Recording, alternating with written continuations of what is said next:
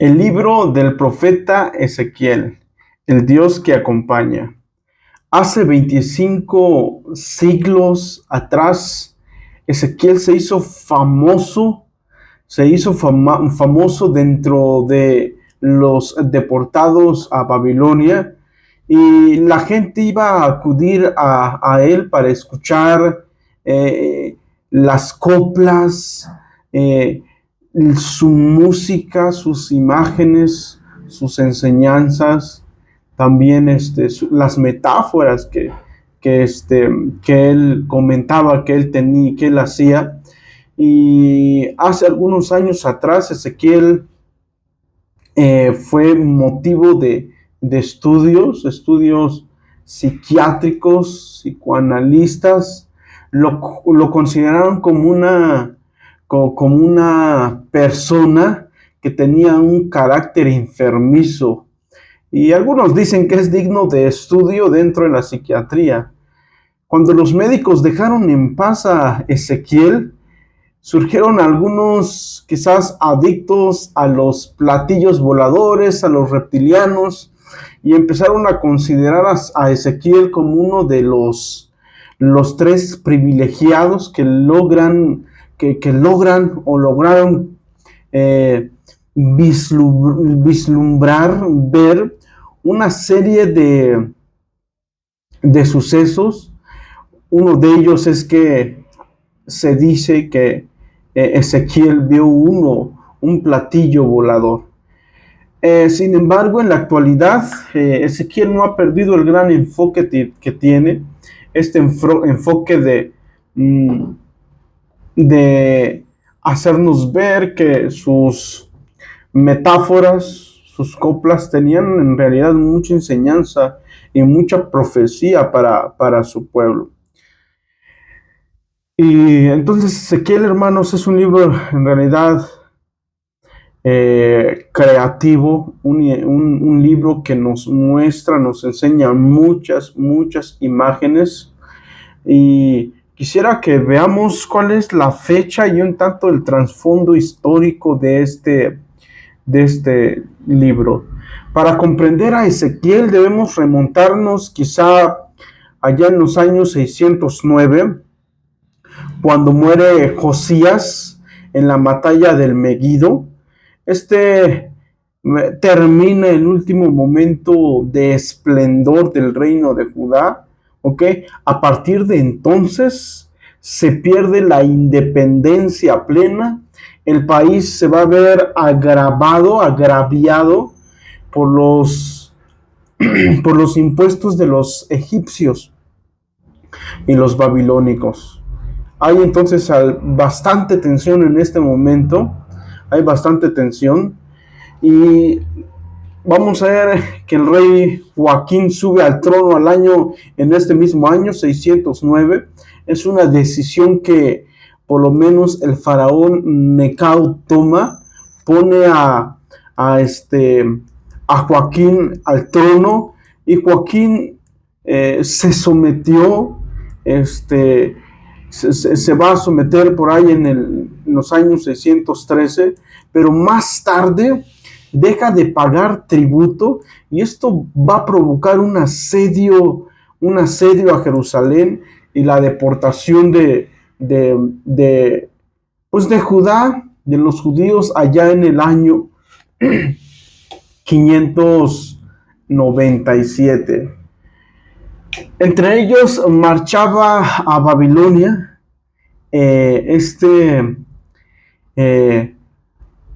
autor o este profeta, que vamos a ver que algunos dicen que era un profeta muy joven. Después de esto, vemos a Joaquín, que está encerrado. También ha sido deportado, el rey ha sido deportado, y vemos que para sustituirlo, Nabucodonosor va a nombrar rey a Sedequías en los años 597 y 586, y durante 9 años se mantienen las cosas en calma. Judá va a estar pagando tributo. Y solamente en el año 594 es cuando nosotros vemos que hay un tanto de tensión, aprovechando quizás las revueltas internas de Babilonia, representadas por Edom, Moab, Amón, Tiro, Sidón, etcétera. Se van a reunir en Jerusalén para ver si pueden obtener su independencia. Sin embargo, la revuelta no se lleva a cabo y Nabucodonosor responde de inmediato, asediando nuevamente a Jerusalén.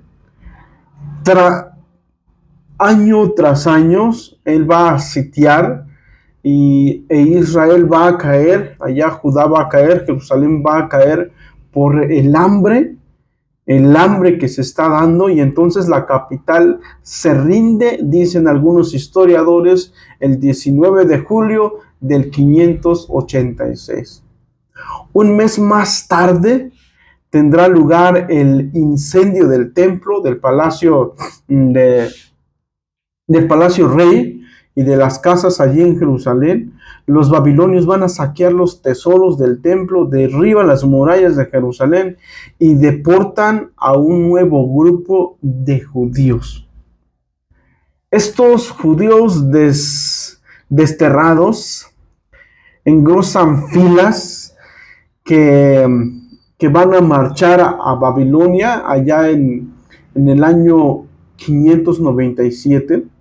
Y estos lo han perdido todo. La tierra prometida, la ciudad santa, el templo. No ha habido en realidad independencia. Ni siquiera les queda esperanza del retorno o la seguridad de ser el pueblo elegido por Dios y amado por Dios. Esta época de exilio será una de las más creativas de la historia de Israel. Y vamos a ver que Ezequiel va a ser uno de los principales protagonistas más activos en estos años, y su mensaje, y todo esto va a estar reflejado allí en su mensaje.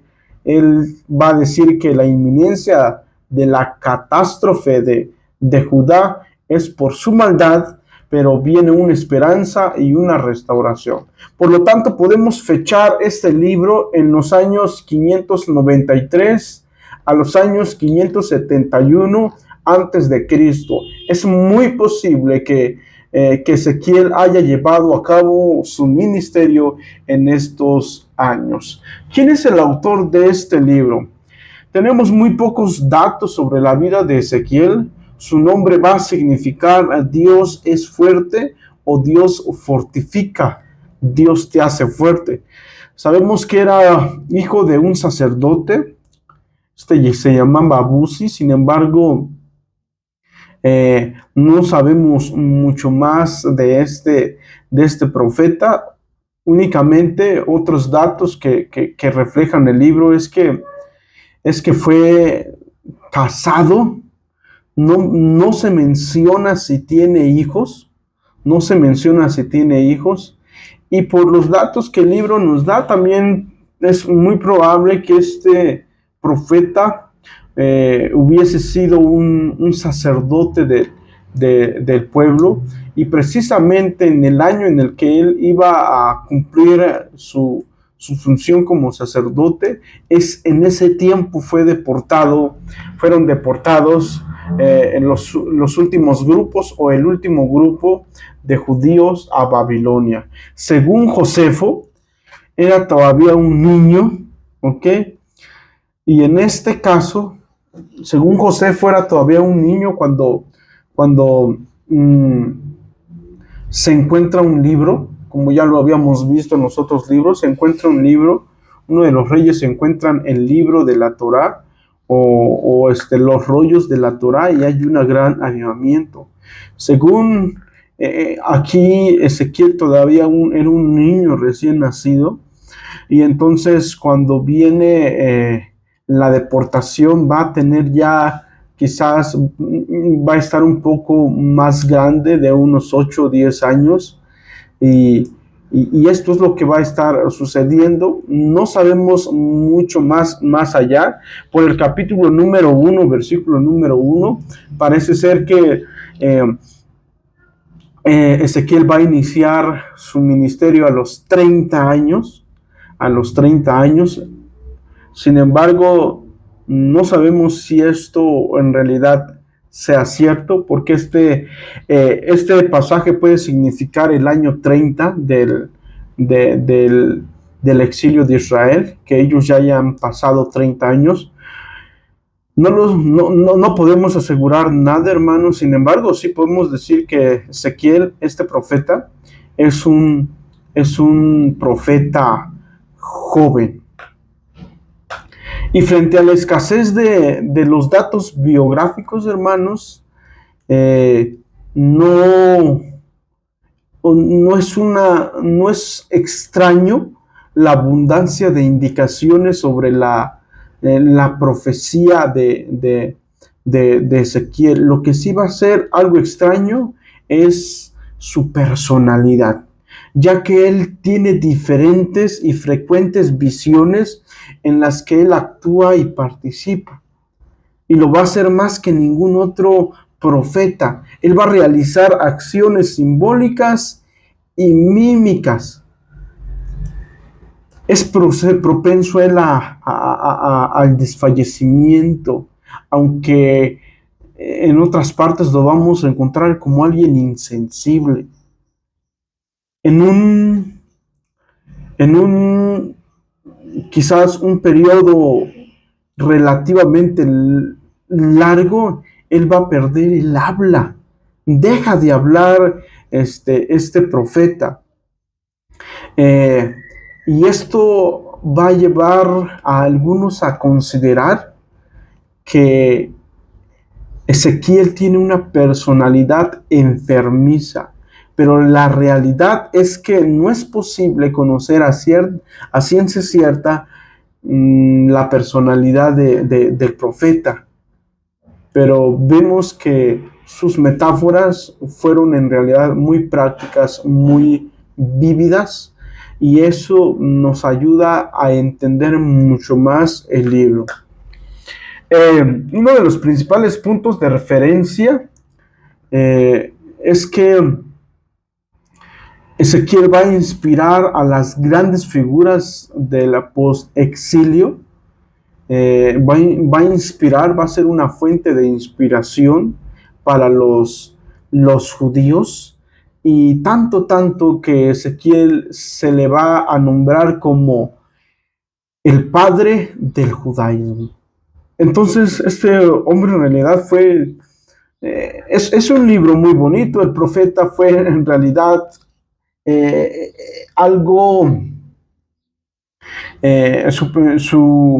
sus parábolas son algo misteriosas, ¿ok? Sin embargo, nos vamos a dar cuenta que tienen una aplicación y tiene una respuesta bastante comprensible. Los destinatarios. ¿Quiénes son los destinatarios? Según la opinión tradicional, vamos a ver que Ezequiel marcha al destierro allá en los años 597.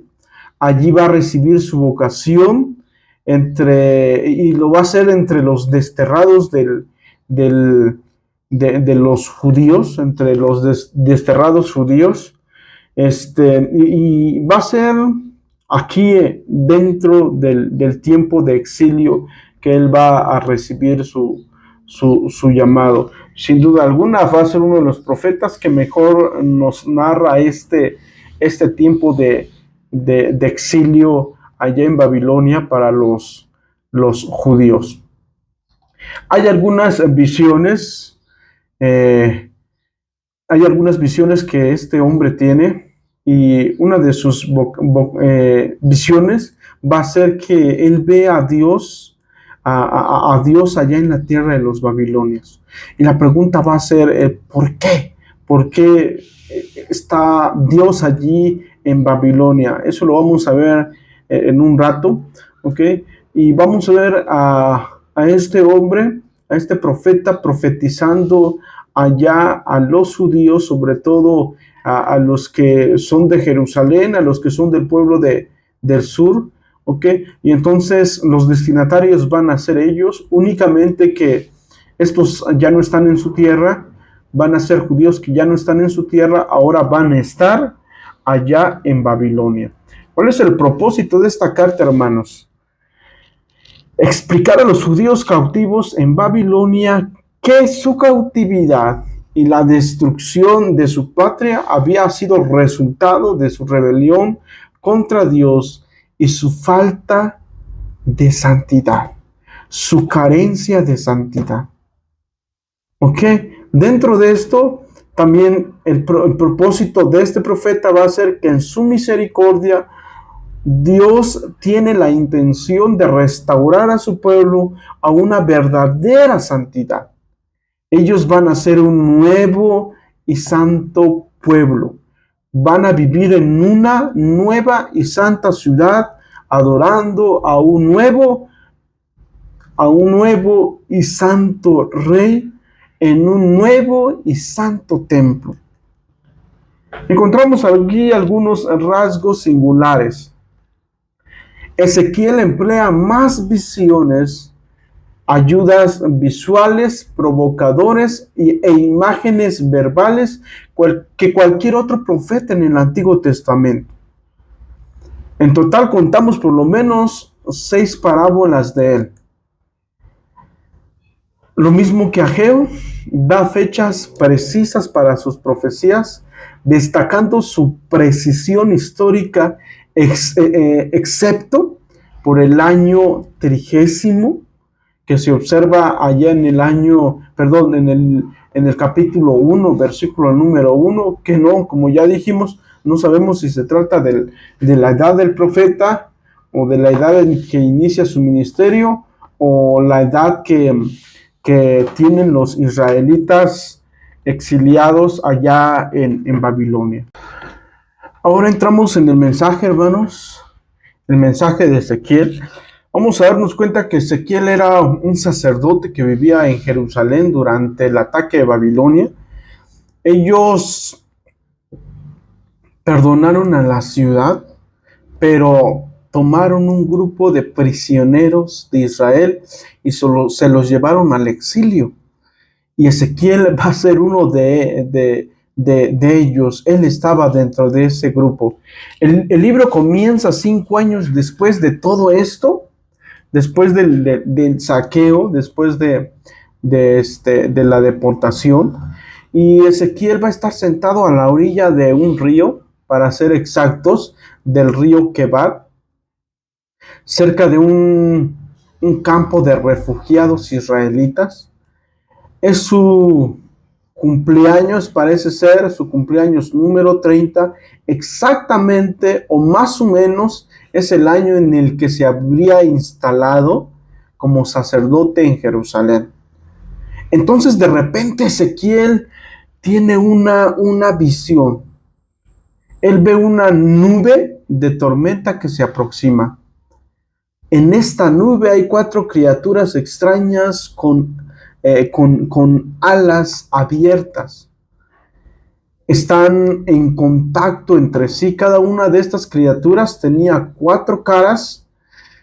Y entonces va a haber él 4 ruedas, una por cada criatura.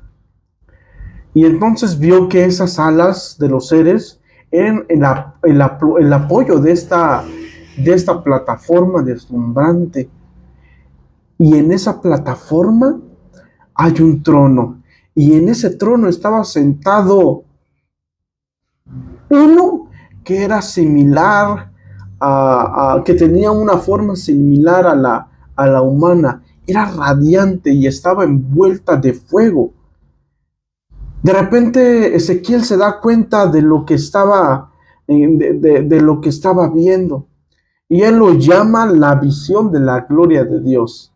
El Dios es Dios sentado en su trono real sobre una plataforma movible como un carro. Ahora la palabra gloria, hermanos, viene del hebreo kabod, kabod o kabot. Esto significa pesado o significativo. Y los autores bíblicos van a usar esta palabra para describir la grandeza, la grandeza del aspecto físico y la manifestación de la importancia de Dios cuando Él se está apareciendo en persona.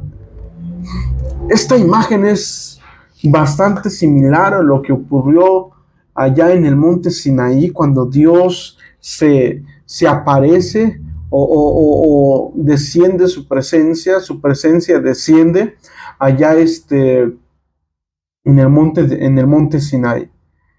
También es algo similar a la presencia de Dios cuando baja en el tabernáculo y cuando desciende allá en el templo que construye Salomón. La pregunta que nos hacemos aquí es, ¿qué está haciendo en Babilonia la gloria de Dios? Se supone que debe de estar por encima del arca de la alianza, allá en el pueblo de Jerusalén o específicamente en el templo de Jerusalén. Y así comienza la sección del libro. Y esta sección se abre para explorar esa pregunta. Ezequiel empieza a acusar a Israel de la rebelión. Dios habla por primera vez a Ezequiel desde este carro en forma de trono y lo nombra profeta. Ezequiel debe acusar a Israel por romper el acuerdo del pacto que tenían con Dios. Y entonces Dios hay una necesidad que la consecuencia de este quebrantamiento al pacto de Dios llegue en algún momento. Y esta consecuencia ya había llegado y era la cosecha que el pueblo de Israel había sembrado. Israel había dado su lealtad a otros dioses, han estado adorando a otros ídolos, y todo esto los lleva a la injusticia social, a la violencia desenfrenada. Ya en otros libros proféticos hemos hablado de la baja espiritualidad, de la baja ética moral que el pueblo estaba teniendo. Como resultado de todo esto, entonces ellos han sido llevados cautivos a Babilonia. Pero el ataque de Babilonia que se llevó a cabo en Ezequiel, que se está llevando a cabo en Ezequiel y que se llevó al mismo Ezequiel, va a ser seguido por otro. Pero por ahora, Jerusalén, el templo y todos se enfrentan a la destrucción inminente. Así Ezequiel usa palabras y otras formas de comunicación para transmitir su mensaje. Él realiza señales como que si estuviera en un teatro callejero.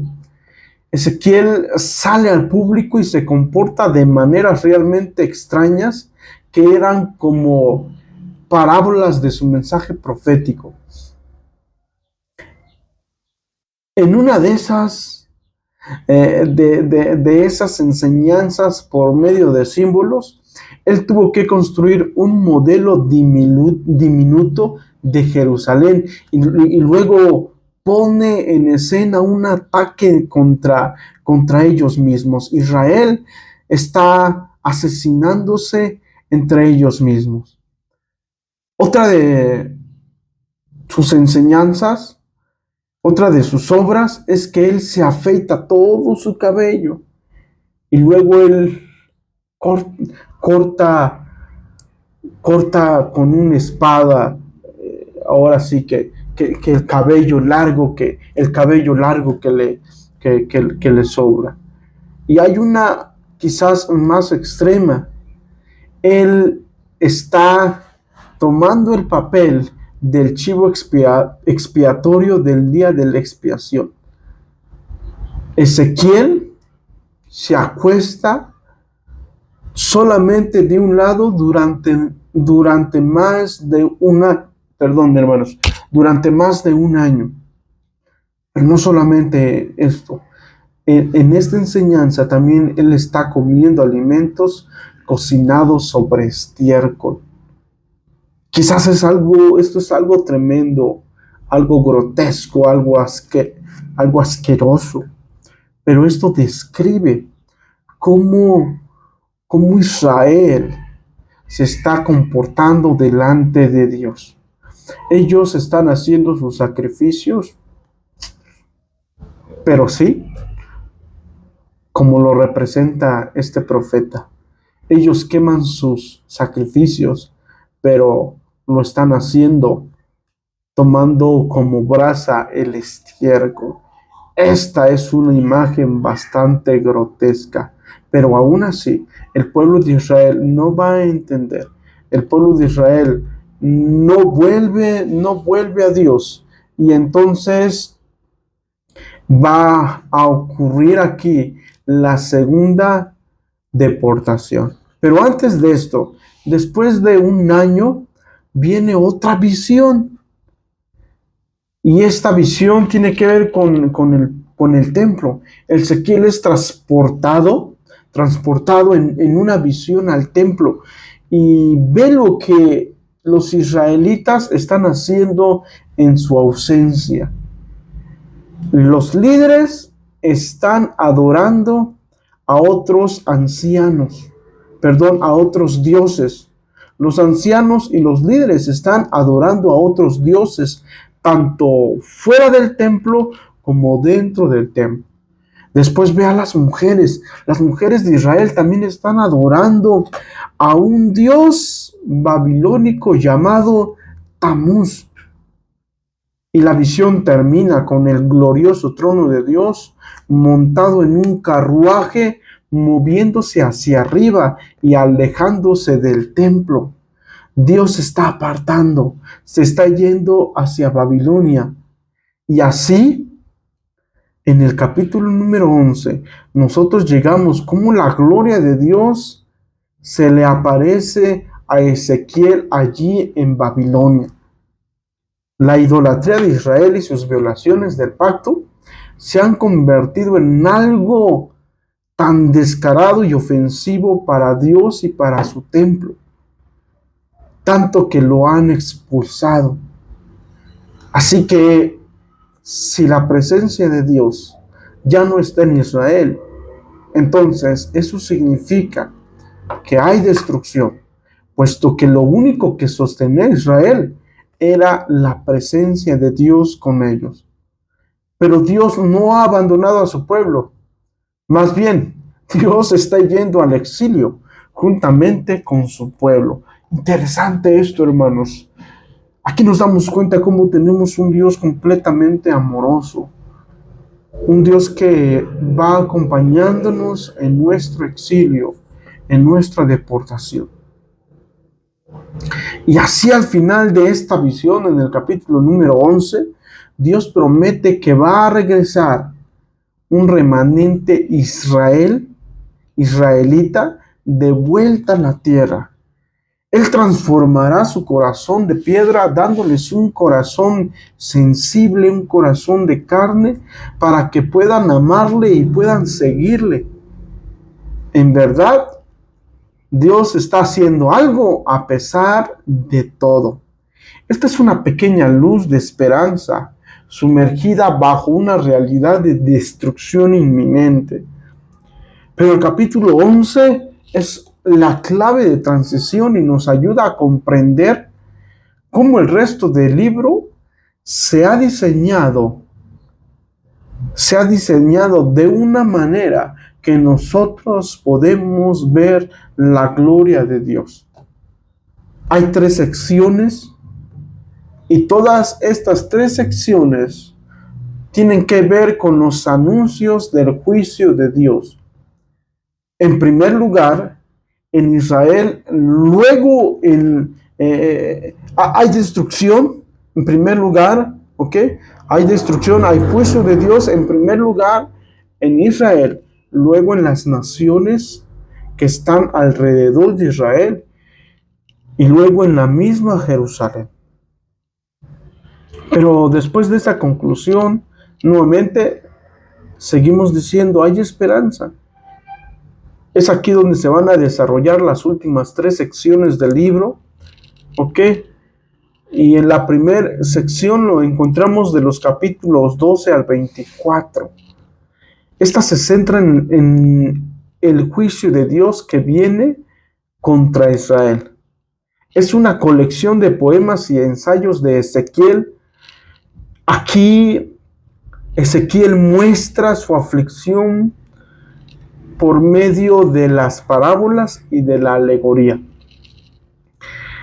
Él va a representar a Israel como un pueblo, un pueblo inútil, sobre todo como un palo quemado, algo inservible, algo que no sirve, pero también va a llamarlo una esposa rebelde, o como un león furioso y peligroso que está capturado, o como 2 hermanas promiscuas.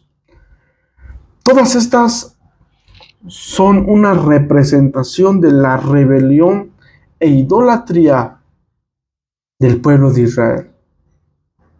Y ellos, vamos a ver que en este libro, Ezequiel no se cansa de decir que la ruina había llegado, pero eso era solamente el inicio. Pero en esta sección también Ezequiel va a actuar como un abogado.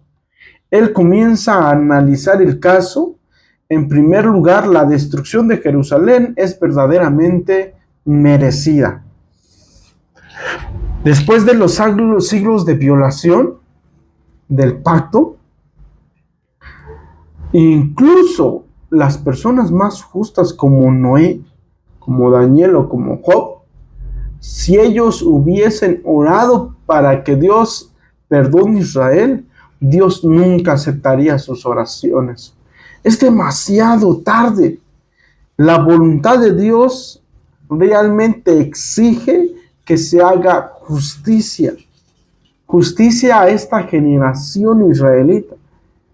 El exilio se ha convertido en algo inevitable. Ha llegado al punto de no retorno. Después de esto, Ezequiel se enfoca primero en las naciones que inmediatamente alrededor de Israel, que están inmediatamente alrededor del pueblo de Israel, y luego en los 2 estados más poderosos de la región, que es Egipto y Tiro. Israel se ha aliado con estas naciones y aprobó a sus dioses y a sus ídolos. Por tanto, Dios va a acusarles. Va a acusar también al rey de Tiro y al rey de Egipto por ser demasiado arrogantes y se creen y dicen que ellos son los dioses que están definiendo el bien y del mal, el bien y el mal según sus propios términos. Dios hace que estos reyes sean responsables de su propio orgullo y anuncia que Babilonia no solamente va a venir a derribar a Jerusalén, sino también a Egipto y a Tiro. Siguiendo estas secciones, hermanos, intensas, hay una historia muy corta en el capítulo 33. Ezequiel es conocido por un refugiado que acaba de llegar de Jerusalén, el cual le da un informe de que la Babilonia ha atacado de nuevo a la ciudad de Jerusalén. La ciudad ha caído, el templo fue completamente destruido. Las sombrías advertencias de Ezequiel se habían convertido en realidad. Esto hace surgir la pregunta de que si Dios se había alejado para siempre de Israel. Pero recordemos que en el capítulo 11 vemos que Dios no se ha alejado. Dios ha sido llevado al exilio juntamente con su pueblo. Dios está más allá del exilio. El resto del libro está diseñado, hermanos, para explorar la visión de esperanza de Ezequiel. Primero para Israel, luego para las naciones y luego para toda la creación. La esperanza de Israel está diseñado en este profeta de varias maneras. Primero comienza con la promesa de Dios de crear un nuevo David. O mejor dicho, de levantar a un nuevo David. De levantar también a un nuevo y futuro rey mesiánico que será el rey y el líder que el pueblo necesita y que evidentemente nunca ha tenido. Ellos también serán un nuevo Israel que se va a someter a este rey escogido por Dios. Él gobernará en justicia, Él gobernará en santidad y va a transformar a esta nueva ciudad. Él va a tratar el problema de la rebelión, dando a Israel un corazón nuevo. Y esto es exactamente lo que Moisés nos dice al final de su libro allá en Deuteronomio.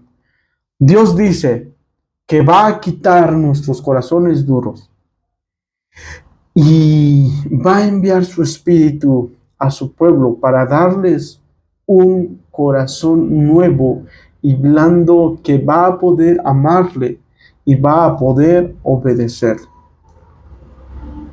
Pero después de esto, Ezequiel ve un enorme valle lleno de esqueletos. Hay huesos humanos secos. Dios dice que es una imagen y una metáfora del estado espiritual de Israel. Su rebelión contra Dios provocó el exilio y la muerte literal de muchas personas. Pero también fue una muerte metafórica de su relación con el pacto de Dios. Ahora Dios le dice a Ezequiel que su espíritu viene a traer de nuevo a su pueblo vida. Y entonces llega un viento y hace que todos los huesos secos se levanten y son llenados de aliento y vida. Y luego vemos cómo la piel les empieza a crecer. La piel empieza a crecer sobre los huesos. Entonces de repente vemos a todos estos nuevos humanos parados frente a Ezequiel. Esta visión nos está recordando la historia de la creación de los humanos. Realmente es impresionante esto. Dios creó al hombre allá en el huerto del Edén y lo hizo solamente con su aliento divino. Sin embargo, estos dos hombres, Eva y Adán, cometen pecado y desobedecen. Y entonces estos se convierten en los huesos secos. Y hermanos, Israel son como estos huesos secos que necesitan ser reavivados, que necesitan ser hombres nuevos y mujeres nuevas. Y entonces Dios le revela a Ezequiel que en algún momento habrán hombres nuevos. Pues no solamente habrán hombres nuevos, sino también una creación nueva. De tal manera que podamos vivir verdaderamente en una relación de amor con Dios y con las demás personas. Después vemos que Dios va a lidiar con el mal en los corazones de su propia gente. Algunas preguntas que no se han resuelto hasta ahorita es, ¿qué pasa con el mal que todavía está desenfrenado entre las naciones? Y el futuro de la morada de Dios en el templo. Y de eso va a tratar las últimas dos secciones. Así que primero vemos venir el capítulo 38 y 39, la segunda sección. Aquí Dios promete la derrota final del mal que hay en las naciones. Este mal se personifica o está personificado por un gobernante que se llama Gog de la tierra de Magog. Este nombre se deriva de una genealogía de reinos antiguos y tierras que podemos ver allá en el capítulo 10 de Génesis. Y estas frases se referían a la imagen de todos los grandes reinos violentos.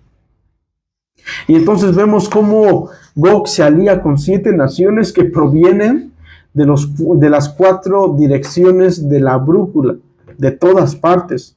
Es claro que es una imagen que representa a todas las naciones. Esta imagen nos ayuda a entender el por qué Ezequías describe a Gog con imágenes que usó anteriormente en el libro para describir al rey de Tiro y al rey de Egipto. En todo caso, Faraón. Para Ezequiel, Gog es realmente un arquetipo de todas las personas más violentas de la Biblia. Es un arquetipo de la rebelión extrema contra Dios. Gog resiste el plan de Dios para restaurar a la humanidad y a su pueblo. Así como el faraón en la historia del Éxodo, Gog se resiste al plan de Dios. Gog viene a destruir a la gente, pero Dios desata su justicia en Gog. No está esta escena, que en realidad no tiene mucho sentido literal, dicen algunos, si las leemos en secuencia. Primero, Gog y sus ejércitos son consumidos por un terremoto, luego consumidos por el fuego, y no solamente una vez, sino 2 veces. Y luego de eso, Dios viene a golpear a Gog y sus ejércitos en los campos donde yacen aterrados durante meses. Hermanos, algunos dicen aquí que esto se está refiriendo al tiempo cuando Jesús venga, cuando todas las naciones se reúnan en contra del Hijo de Dios y querrán pelear y batallar en contra de él. Pero Dios únicamente vendrá y los destruirá. Está claro que estas escenas están llenas de símbolos e imágenes. Ezequiel ha sacado todo un conjunto de herramientas poéticas para describir cómo Dios está decidido a derrotar finalmente al mal humano. Dios va a estar destruyendo a la maldad, porque esta maldad es la que está arruinando su mundo, no nuestro mundo, el mundo de Dios. Y esto es para hacer un camino para una nueva creación. Así finalmente se trata entre las naciones, el mal se trata entre las naciones. La última sección del libro va a describir cómo la presencia de Dios regresará algún día a su pueblo y a su templo que es santo y que va a restaurar todo este mundo. Ahora, el significado de estas visiones del templo ha sido debate durante mucho tiempo. Algunos cristianos y judíos creen que esta visión se cumplirá literalmente algún día, mientras que otros dicen que realmente esta es una visión de cómo Dios está trayendo el reino mesiánico, pero que Dios no necesita un edificio, sino que nos está enseñando la magnitud de este nuevo lugar en donde vamos a estar, pero que no precisamente tiene que haber un templo, ¿ok? Cualquier punto de vista que se tome, lo importante aquí es que Ezequiel nunca llama a la ciudad, nunca llama a la ciudad Jerusalén. Y los siguientes capítulos, la siguiente sección nos va a decir por qué. Capítulo 47 y 48. Ezequiel ve esta pequeña corriente saliendo de un umbral. Y hay unos escalones del templo. Y luego se convierte rápidamente en un río embravecido. ¿Ok? Y luego fluye de este templo, de esta corriente, fluye vida. Pero esta corriente se va a todas partes, se va al desierto, se va al mar muerto, y a su paso árboles van creciendo, plantas y animales llegan y toman de este río. Y todas estas imágenes provienen del jardín del Edén, allá en Génesis capítulo número 1. Y esta es una imagen cósmica de la visión verdadera de Ezequiel. El plan de Dios es restaurar a toda la humanidad y a toda la creación con su presencia. Y su presencia es vivificadora. Y su presencia corre como ríos. ¿Recuerdan que dijo el Señor Jesús? Que viviere de esta agua que yo le doy, de su interior correrán ríos de agua viva. ¿Ok?